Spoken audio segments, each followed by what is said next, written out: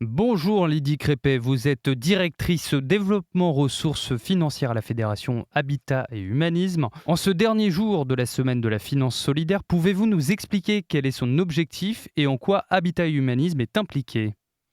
Bonjour Raphaël, oui merci de mettre la lumière sur ce sujet important.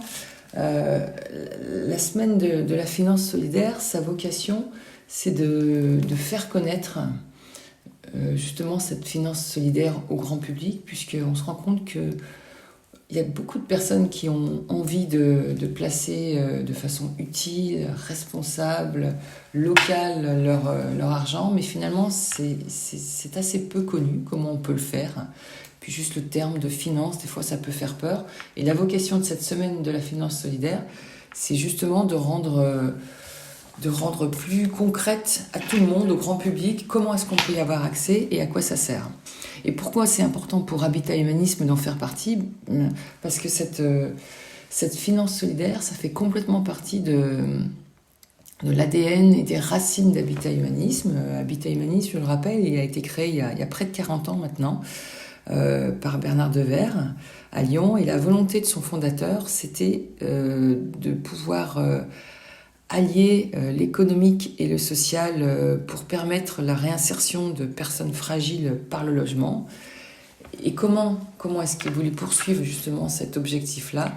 C'est en créant des outils économiques adaptés à cette finalité sociale. Et c'est justement par la finance solidaire, par une première foncière qui s'appelle la foncière d'habitat humanisme, qui existe depuis 35 ans, qui nous permet de financer notre parc immobilier. C'est près de 6000 logements aujourd'hui, et qui permet aussi à des investisseurs responsables de pouvoir participer à cette belle cause.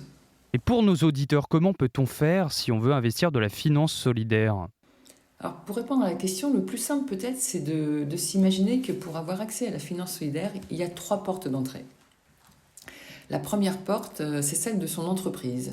Parce que pour une bonne partie des entreprises, on nous propose un dispositif d'épargne salariale. Et dans cette épargne salariale, on peut choisir d'investir auprès d'un fonds solidaire. Donc c'est une façon effectivement d'investir solidaire son épargne, puisque ces fonds solidaires eux-mêmes investissent auprès de structures solidaires. La deuxième porte, qui est finalement assez classique quand on parle de finance, c'est d'aller auprès de sa banque ou son assureur et de souscrire un produit d'épargne solidaire. Alors ça peut être quoi? Ça peut être un livret classique finalement, mais qui a un petit plus, c'est qu'il a un volant de solidarité, c'est-à-dire que c'est un livret qui partage une partie des intérêts auprès d'une structure solidaire. Habitat Humanisme a été pionnier dans ces produits d'épargne et a des accords avec la plupart des banques. Donc voilà, on choisit en fait à quelle hauteur on veut partager ses intérêts et auprès de quelle structure. On peut aussi avoir accès à des produits financiers. Chez Habitat Humanisme, par exemple, on a un fonds commun de placement qui s'appelle Solidarité Habitat Humanisme qu'on peut souscrire et qui permet aussi de partager son revenu avec Habitat Humanisme. Et puis la dernière porte d'entrée, c'est finalement la plus pure, la plus directe, c'est d'aller directement auprès d'une structure solidaire qui ouvre son capital et d'investir.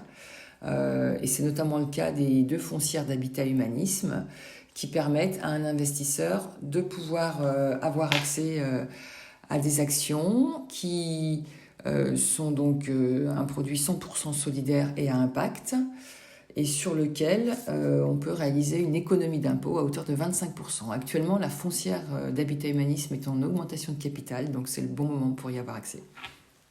Merci beaucoup Lydie Crépet, je le rappelle, vous êtes directrice développement ressources financières à la Fédération Habitat et Humanisme. Très belle journée à vous.